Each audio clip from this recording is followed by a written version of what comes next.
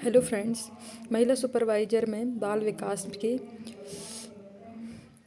हम आज वाइगॉत्स्की का संज्ञानात्मक विकास का सिद्धांत देखेंगे।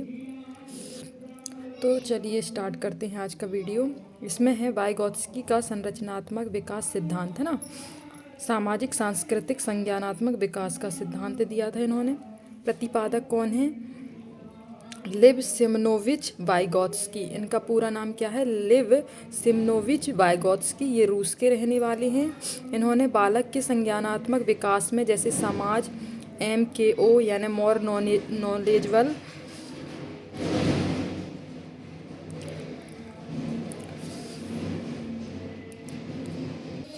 मोर नॉलेजबल अदर, है ना, खेल का मैदान, इन सब का विकास बताया है। कॉग्निटिव डेवलपमेंट, है ना, बालक के सीखने में, ज्ञान के निर्माण, समाज के लोगों के साथ अंतःक्रिया का बड़ा योगदान होता है ना। तो जे वाइगॉत्स्की ने क्या बताया? बालक के सीखने में, ज्ञान के निर्माण, समाज के लोगों के साथ अंतःक्रिया का बड़ा योगदान होता है। फिर और क्या बताया है इन्होंने? ज्ञान का निर्माण होता है इसमें। बालक में पहले भाषा का विकास होता है, बाद में चिंतन विचारों का विकास होता है। ये किसने बोला है? वाइगॉत्स्की ने, है ना। भाषा मानव के विचारों को बदल देती है। जो भाषा होती है मानव के विचारों को बदल देती है। सामाजिक अंतःक्रिया, सामाजिक संस्कृति, भाषा मातृभाषा है ना। ये सब किसने बताया है? वाइगॉत्स्की ने। यहाँ पे इन्होंने एक रॉड डायग्राम द्वारा बताया है कि कौन सा, जैसे कि वास्तविक विकास, है ना। इस वास्तविक विकास मतलब स्वयं पर कार्य करना, ये आता है। जब बालक बिना किसी की सहायता से स्वयं कोई कार्य करता है, वह सीखता है, तो वह वास्तविक कार्य विकास कर पाता है। मतलब जो बालक होता है स्वयं से कार्य करके जो भी सीखता है या करता है, तो उसको क्या बोला जाता है? वास्तविक विकास बोला जाता है। फिर आता है निकटतम विकास क्षेत्र। क्या आता है? निकटतम विकास क्षेत्र ये होता है, जिसको GPD बोला जाता है ना। GPD क्या होता है? जब बालक स्वयं X कार्य करता है और जब वह MKO की सहायता से Y कार्य करता है। समझने की कोशिश कीजिएगा। जब कोई बालक X कार्य करता है ना, X कार्य करता है और MKO की सहायता से, MKO क्या है? सहयोग है। यानी MKO मतलब कि मोर नॉलेजबल अदर है, यानी कि अधिक ज्ञान वाले इंसान से जब वो कोई ज्ञान लेता है, जैसे कि शिक्षक हो गए, माता पिता हो गए, दोस्त हो गए, उनसे सहयोग लेके कोई बाह्य कार्य कर लेता है, तो क्या होता है? तो X व Y के मध्य के अंतर को GPD कहा जाता है। तो जो X और Y के मध्य अंतर होता है उसे ही क्या कहते हैं? GPD यानी कि निकटतम विकास क्षेत्र बोला जाता है। तो ये समझ में आ गया होगा। GPD का मतलब होता है जोन ऑफ प्रोमैक्सिमल डेवलपमेंट, है ना, प्रॉक्सिमल डेवलपमेंट। यानी कि GPD बराबर Y-X होता है ना। Y-M को KO के सहयोग से प्राप्त परिणाम, किया गया कार्य, और X मतलब बालक द्वारा स्वयं किया गया कार्य कहलाता है। ठीक है, तो ये समझ में आया। फिर यहाँ पे MKO का फुल फॉर्म दिया है मोर नॉलेजबल अदर, है ना, अधिक ज्ञान वाला व्यक्ति। वो शिक्षक हो सकता है, माता पिता हो सकते हैं, दोस्त हो सकते हैं, जो आपसे ज़्यादा कैसा हो? अधिक ज्ञान वाला हो, है ना, वो कहलाता है MKO।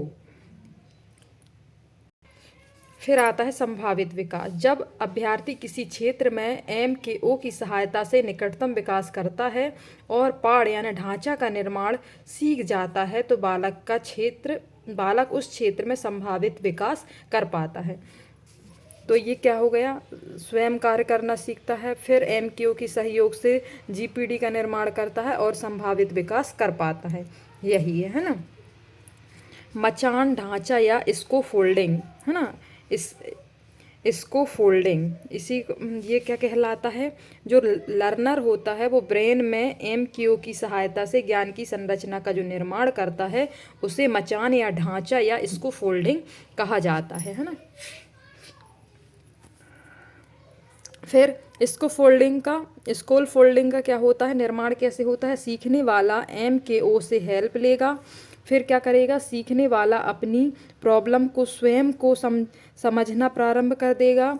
फिर क्या होगा, बालक स्वयं समस्या को सुलझाना सीख जाएगा।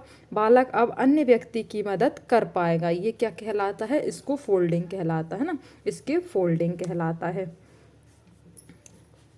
फिर और वाइगोत्स्की क्या बोलते हैं, बालक किसी समस्या को सुलझाने के लिए स्वयं से बात करता है, इसे निजी भाषा कहते हैं ना। कारण क्या है, निजी भाषा समस्या को आसान बनाती है। बालक में पहले भाषा का विकास होता है, बाद में चिंतन का, है ना, मतलब स्वयं से बात करता है, जिसको निजी भाषा कहते हैं। भाषा विचार के स्वरूप को बदल देती है। भाषा जो है विचार के स्वरूप को क्या कर देती है, बदल देती है। फिर यही जीन पियाजे ने क्या बोला है, बालक में पहले चिंतन का विकास होता है, बाद में भाषा का होता है ना। वाइगोत्स्की ने पहले जीन पियाजे ने क्या बोला है, बालक में पहले चिंतन का विकास होता है, बाद में भाषा का होता है। चिंतन और भाषा दोनों पृथक हैं। स्वयं से बात स्वकेंद्रित, आत्मकेंद्रित भाषा या अहम केंद्रित भाषा कहलाती है। तो ये भी याद रखिएगा। जीन पियाजे ने क्या बोला है, बालक में पहले चिंतन का विकास होता है, उसके बाद भाषा का विकास होता है। और वाइगोत्स्की ने बोला है, भाषा विचार के स्वरूप को ही बदल देती है। फिर यहाँ हम थोड़ा सा और आगे जाके ब्रूनर का सिद्धांत देख लेते हैं। ब्रूनर क्या होता है, इनका पूरा नाम क्या है, जोरोम एस ब्रूनर, है ना। ये हार्वर्ड विश्वविद्यालय के प्रोफेसर थे। इन्होंने बुक कौन कौन सी लिखी है, the process of education, the relevance of education, है ना। बालक की शिक्षा पद्धति में अधिगम में खोज अन्वेषण का महत्वपूर्ण स्थान होता है, ब्रूनर ने बोला है ऐसा, है ना। इनका कथन है जिस पर उन्होंने विशेष बल दिया, इनके अनुसार प्रत्येक ज्ञान की एक निश्चित संरचना होती है, अतः बालकों को यह संरचना निर्मित करने का प्रयास करना चाहिए। ये कथन किसने, ब्रूनर ने दिया है। और व्यक्ति, बालक या शिशु यदि यह अपने मस्तिष्क में ज्ञान की संरचना का निर्माण करता है तो यह ज्ञान स्थायी होता है ना। अगर जो व्यक्ति है या बालक है या शिशु है जो अपने मस्तिष्क में ज्ञान की संरचना का अगर निर्माण करता है तो वह ज्ञान क्या होता है, स्थायी होता है। फिर शिशु अपने ज्ञान की अनुभूति निम्न प्रकार से करता है, कितने प्रकार से, 3 प्रकार से। पहला है सक्रियता निर्माण, विधि निर्माण आधारित, यानी जन्म से लेकर 3 वर्ष तक के जो बालक होते हैं वो बालक अपनी अनुभूतियों को अनुक्रियाओं के द्वारा व्यक्त करते हैं, है ना। उदाहरण के जैसे हम समझेंगे, दूध की बोतल को देखकर मुंह चलाता है, माता पिता को देखकर हाथ फैलाएगा। इस समय भाषा का महत्व नहीं होता है, 3 से लेके मतलब जन्म से लेके 3 वर्ष तक, है ना। फिर बालक में जो प्रतिक्रिया होगी वह वातावरण के अनुरूप होगी। फिर दूसरा है दृश्य प्रतिमा अवस्था, विजुअल इमेज स्टेज, ये 3 से 12 वर्ष तक होती है। इसका मतलब जान लेते हैं, प्रतिमा आधारित अधिगम की अवस्था होती है ये, है ना। व्यवहार, चमकीली वस्तुओं के प्रति आकर्षण होता है। प्रतिबिंबात्मक अवस्था होती है। प्रतिबिंबात्मक अवस्था मतलब गतिशील वस्तुओं की ओर आकर्षित होती है ना, ध्वनि की ओर आकर्षित होना, गतिशील वस्तुओं की ओर आकर्षित होना। इस समय ज्ञान के निर्माण में भाषा का महत्व होता है ना। 3 से जो 12 साल के बच्चे होते हैं उनमें ज्ञान के निर्माण में भाषा का इम्पोर्टेंट रोल होता है ना। बालक मूर्त वस्तुओं के प्रति चिंतन का कार्य करेगा, है ना।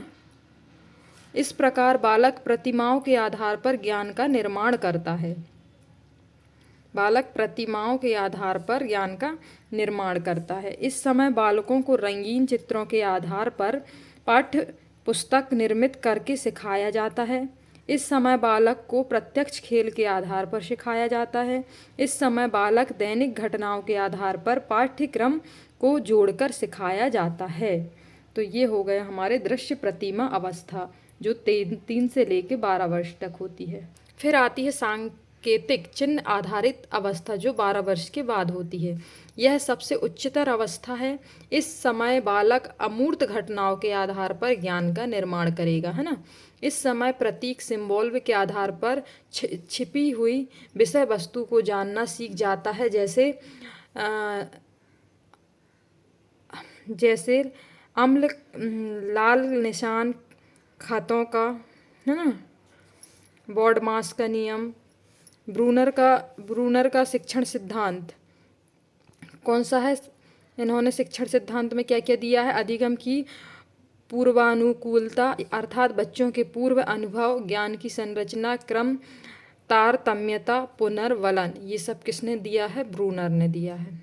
तो ये हमारे वाइगॉत्स्की और ब्रूनर के सिद्धांत हो गए कंप्लीट। इनको आप पढ़ लीजिएगा और लिखना चाहें तो लिख लीजिएगा, ठीक है।